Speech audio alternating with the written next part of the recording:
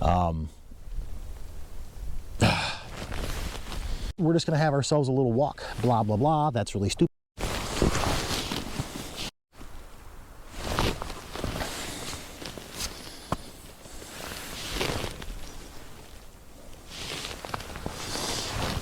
Good afternoon, ladies and gentlemen, and welcome to the Wilderness National Park, as you were. Shit. Good afternoon, ladies and gentlemen, and welcome to the Wilderness National... Good afternoon, ladies and gentlemen, and welcome to the Wilderness State Park in northern Michigan. We are way out on Waugoshance Point today. I think I'm pronouncing that correctly. If there is a native Odawa speaker, please let me know if I'm saying that right. God damn it. Good afternoon, ladies and gentlemen, and welcome to another stupid introduction because I never write out my scripts.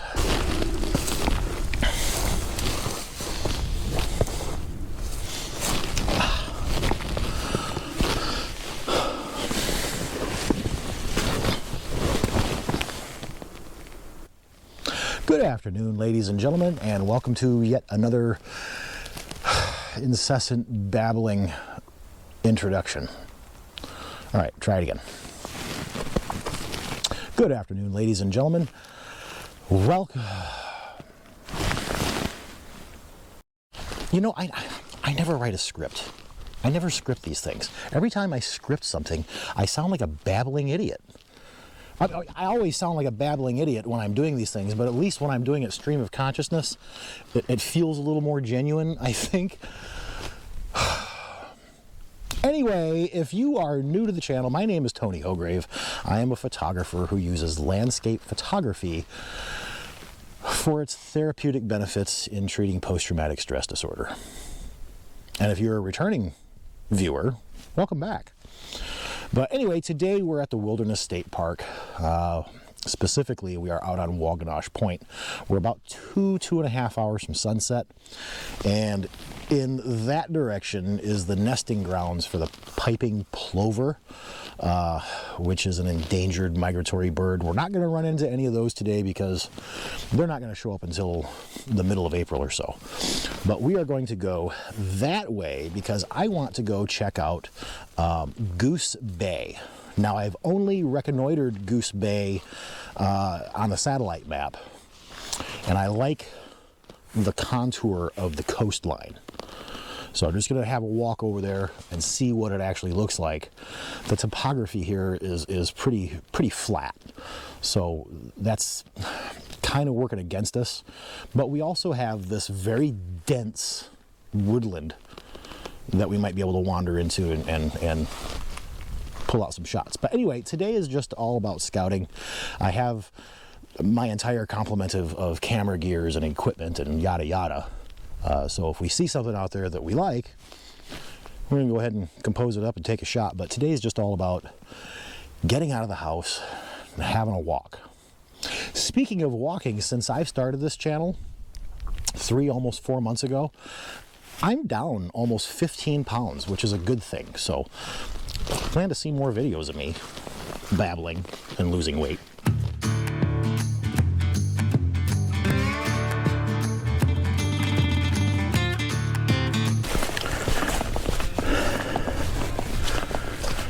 So one of the reasons I wanted to bring you guys along with me today was to actually share a bit of news.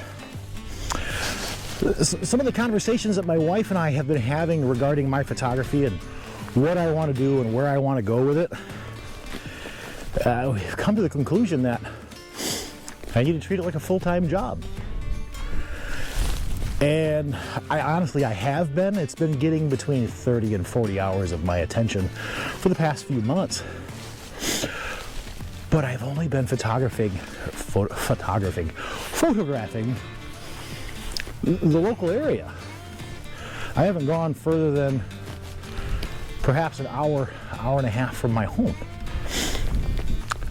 So the news that I actually have to share is that I'm taking my first dedicated photography trip since college. This coming summer, I've actually got 3 of them planned. One of them is still in Michigan. The other 2 are out of state. In June, I'm going to be hitting up the Badlands of South Dakota, and looking like probably April or perhaps the beginning of the... Oh, there's a deer running right there. There's a deer right there. Let's get out that... Oh, we got the 1 to 400. Let's see if we can get him. Boy, I bungled my way into that. I got out the 1 to 400 and they were still so far away I couldn't really get a good shot of them. So I dug in and got the 2X extender, and at 800 millimeters they were still way out there. I think I might have gotten a shot of one of them, but I don't think it's in focus. If I got it, I'm not a wildlife photographer. That's the first time I've ever actually even done anything like that. But if I got him, here it is. But man, that was exciting. That was a lot of fun. I'm absolutely certain I didn't get shit for the shot, but man, that was fun. That was fun. Anyway, what was I saying? Ah, yes, my trips. My planned adventures for the summer. In June, I am heading to the Badlands of South Dakota, and I'm going to spend probably 3 to 5 days there, just knocking about, taking as many pictures as I can of what I can. Then mosey my way back to northern Michigan and shooting whatever strikes my fancy on the way. I will be I'll be on my motorcycle for that trip, so a big part of that is going to be planning as far as what can I get on the bike, what can I take with me. The other trips I have, I'll be in my car. I'm going down to Ohio to Hocking Cave. I think I'm saying that right. But that's going to be my April trip. Last week of April, first week of May. I haven't really figured out the logistics of it. And then another point this summer, I will be spending several days on the Keweenaw Peninsula. There's several locations there that I want to go photograph. But yeah, I'm this summer and this spring, I'll be traveling. And I have a lot of other shoots planned for the summer that they'll just be, a one night or 1 day, overnight trip. But I'm spreading out from northern Michigan.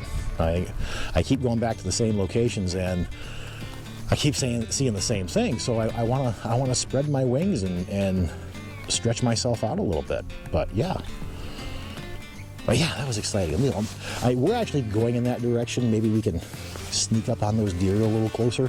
I'm going to leave the 1 to 400 on the camera. Maybe we'll get lucky.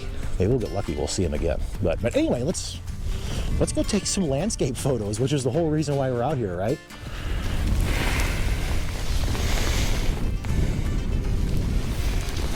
When I set my bag down, I set it down in a mud puddle. Yeah, I bet there's a pretty amazing sunset to be had here. There's just nothing is jumping out at me that says, hey, take my picture. It's pretty wide open. It's pretty barren. I'm sure if I wanted to get down into the mud, and this is all mud, it's so saturated. If I wanted to get down into that mud, there'd be some intimate landscapes to be had, but nothing is really pulling my attention yet. We haven't quite made it to the coastline, and I'm seeing maybe there's a big ass boulder over there on the coastline. But all of this, the closer I get to the coastline, the more convinced I am that this is a flood zone. My wife is a rock picker. She would be in absolute heaven over this shit. Oh, well, that's cool. It's way too big to put in my pocket, but that's cool.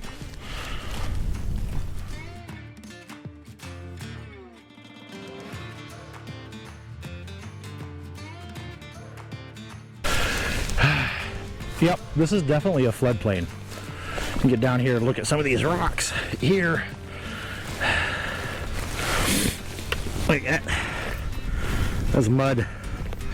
That's dried mud. That's all over all of these rocks. All these. This is definitely a floodplain. So that brings into question how accessible this area is going to be in the summertime.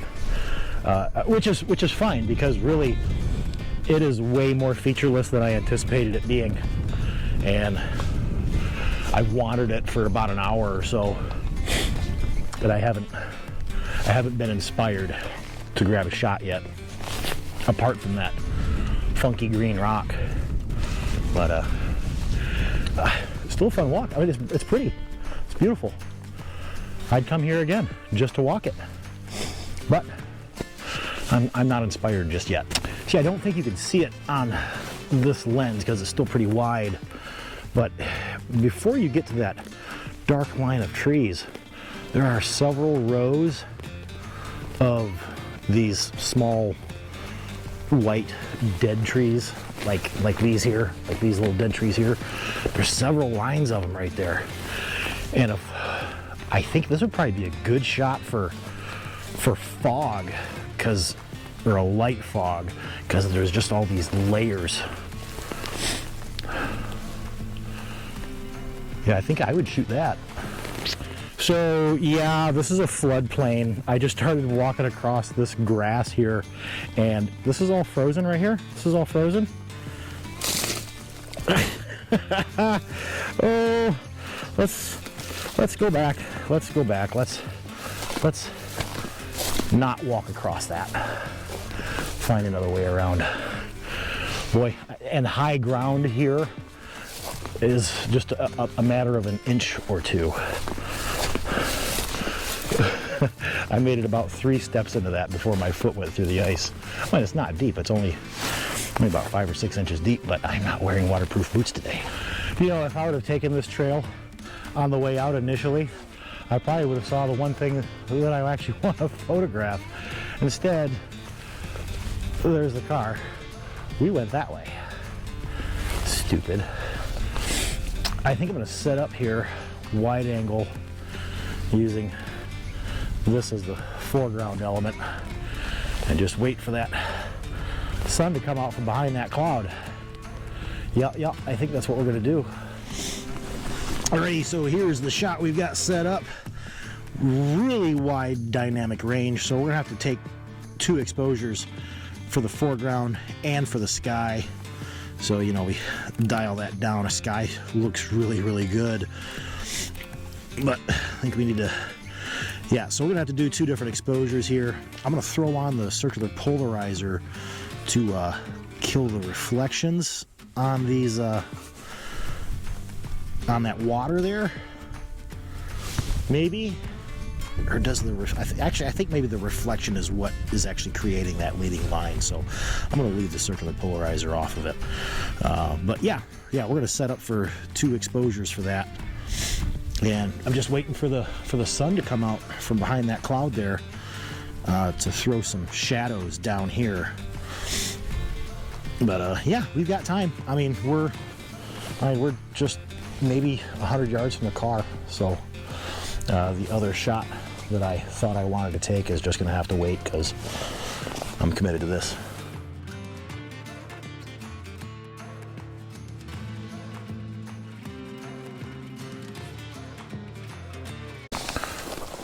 So as a man who has pointed out on several occasions how much I revel in my solitude and how much I enjoy the quiet,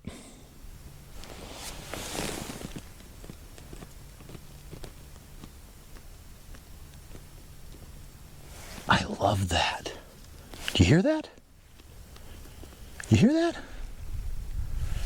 Nothing. Absolutely nothing. All right, so I made it back to the car, and I just tossed my gear into the hatch, and I just stuck my nose into this woodland here. Let me just show you what I found when I wandered into it.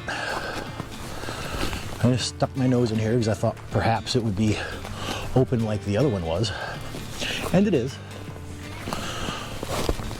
And this immediately caught my attention here.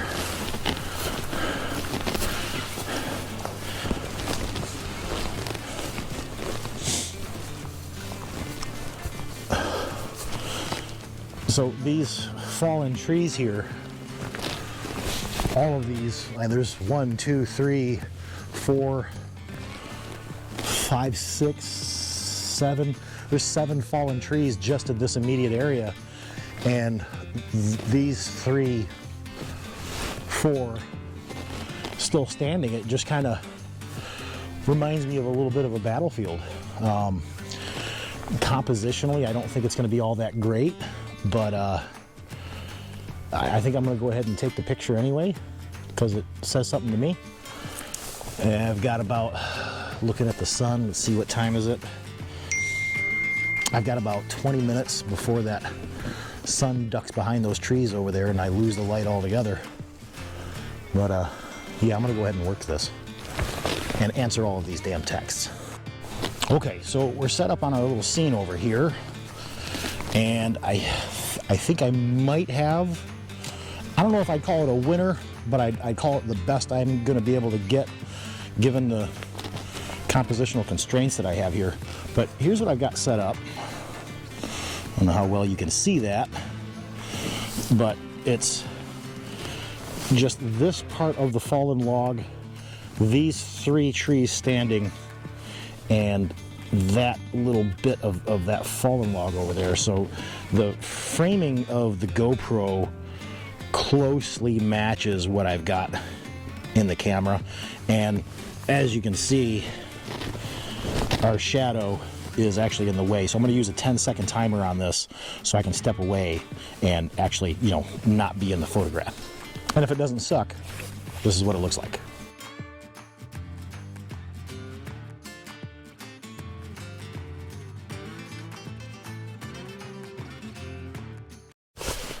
And I think that's probably going to be a good place to knock off for the day.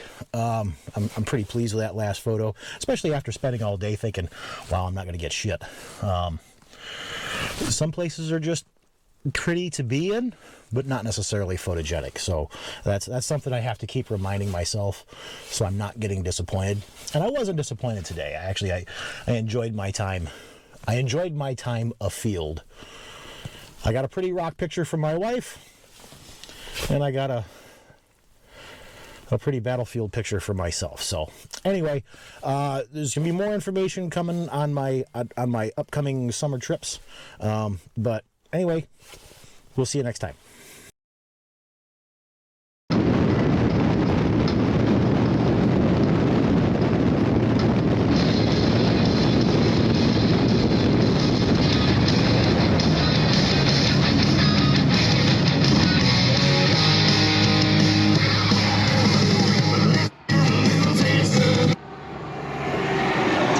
You know, a thought just occurred to me. I've been out enjoying this beautiful day, February 27th, 68 degrees. I'm north of the 45th parallel. I don't even have any gloves on. That's how warm it is right now. I was thinking about yesterday out on Waugoshance Point, and that's how it's pronounced.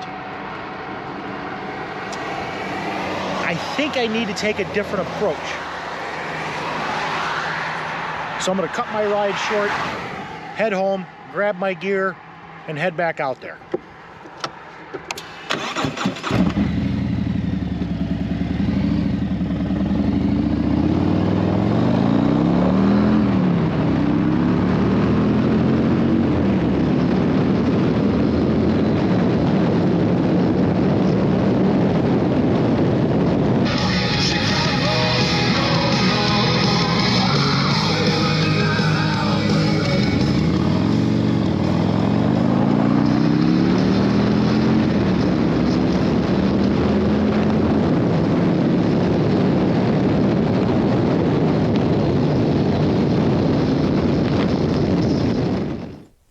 Okay, so day 2 at Waugoshance Point. I'm sorry, Waugoshance Point. That's how it's pronounced. So all day I was out on my bike for about 2 hours today, and the entire time I was thinking about yesterday. And I really felt like I was being too picky, and I wasn't giving this area the attention that it deserved. And it's such a wide open space, and I was thinking wide. So my plan was to come back out here, throw on the 70 to 200, and just pick out little elements in the distance and photograph those. And I tell you, I am so glad that I came out here, that, I had the discipline to put the bike away, grab the camera gear and come back out, because look at this. It has been so warm. All of that snow and ice that was out here yesterday has been melting all day long. There's really not much snow left out here at all. It's been melting all day long, and it's just created this gorgeous, gorgeous fog. There might be too much fog. But anyway, I was just saying yesterday, oh, that'd be nice if there was a little fog, because it would create some layers. And here it is. I could not have predicted that. Could not have predicted that. I mean, I actually probably could, because it's been so warm, but yada yada. But it may be 70 degrees at my house and perfect motorcycle weather for February 27th. But here, it has dipped to 39 whole degrees, and my dumbass left my coat sitting on the chair in my kitchen. So all I've got is this damn hoodie, so I'm just a little bit chilled. On the other side, I did have the foresight, because I knew it was going to be so warm, that I opted to keep my combat boots on from my motorcycle ride, so my feet will stay dry this time. But to keep my babbling to a minimum, because I've only got about an hour, hour and a half, I'm putting you back in the camera bag, and you're going to stay there until I have something framed up. See you in a bit. All right, well, that didn't take very long. I mean, the car's still right there. So let me spin you around a little bit here. You probably can't see it, but just on the horizon line here, there's a group of dead trees that we kind of zeroed in on. We're not even including the sun above it. I like it. I've already grabbed the shot, but I think I'm gonna move in a little closer and maybe fill the frame up a little bit more. I guess we're dialed all the way out to 200 from here. So yeah, I'm gonna move in a little tighter, fill the frame up a little bit, but I don't want to get so close that the mist disappears on those trees.